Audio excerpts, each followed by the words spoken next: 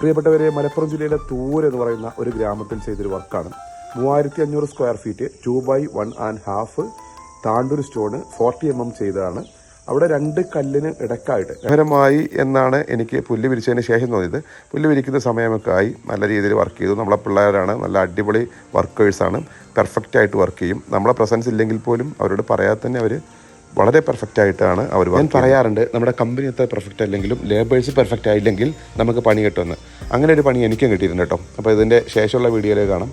ഒരു 7ഓളം കല്ലുകളവിടെ പൊട്ടുകയുണ്ടായി. ഞാൻ എൻ്റെ ലേബേഴ്സ് കുറച്ച് പറഞ്ഞപ്പം ഇച്ചിരി ആളുകളെ പുറത്തെടുത്തൊരു 5-6 പേര് ഞാൻ പുറത്തുനിന്ന് ഒരു വർക്കിന് വേണ്ടി എടുത്തിരുന്നു. അവരാണ് എനിക്ക് ആ പണി തന്നത്. അവർക്ക് ആ പണി അറിയില്ല, പക്ഷേ അവർ ഒരുപാട് കമ്പനിയിൽ വർക്ക് ചെയ്തിട്ടെന്ന് പറഞ്ഞു. പക്ഷേ അവന്മാർക്ക് പണി അറിയില്ല എന്ന് എനിക്ക് മനസ്സിലായി. അപ്പോൾ അതുപോലെയുള്ള ചില പണികൾ നമ്മൾ ശ്രദ്ധിക്കേണ്ടതാണ്. ഈ കല്ല് വിരിക്കുന്ന ആളുകൾ ശ്രദ്ധിക്കേണ്ടതാണ്. വീട്ടുകാർക്ക് അതറിയില്ല. അപ്പോൾ അതിമനോഹരമായി വിരിച്ച ആ ഒരു മുറ്റത്തിൻ്റെ വീഡിയോ ആണിത്. കണ്ടില്ലേ, 2 കല്ലിനടക്കാണ് നമ്മൾ ആർട്ടിഫിഷ്യൽ ഗ്രാസ് 35 mm ആണ് വെച്ചത്. ഈ ടെറഫ് ഗ്രാസ് തന്നെയാണ്, വിയറ്റ്നാമിൻ്റെ ഗ്രാസാണ്. അതുകൊണ്ട് പെട്ടെന്ന് കളറും കാര്യങ്ങളൊന്നും ഫേഡാവില്ല. അത് ഒരുവിധമുള്ള ഭാഗങ്ങളിലൊക്കെ നമ്മൾ പുല്ല് വിരിച്ചിട്ടുണ്ട്. ഒരു 150 സ്ക്വയർ ഫീറ്റാണ് ഏകദേശം നമ്മളിവിടെ വിരിക്കാനെടുത്ത പുല്ല് എന്ന് പറയുന്നത്, ഈ ഇത്ര ഏരിയ. പ്രിയപ്പെട്ടവരെ, അപ്പോൾ ഇതുപോലെ നിങ്ങളുടെ മുറ്റവും മനോഹരമാക്കി തരാം.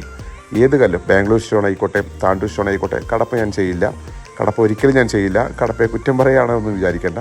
അതെനിക്ക് ചില അനുഭവങ്ങൾ തന്നിട്ടുണ്ട്, അതുകൊണ്ട് അത് ചെയ്യില്ല.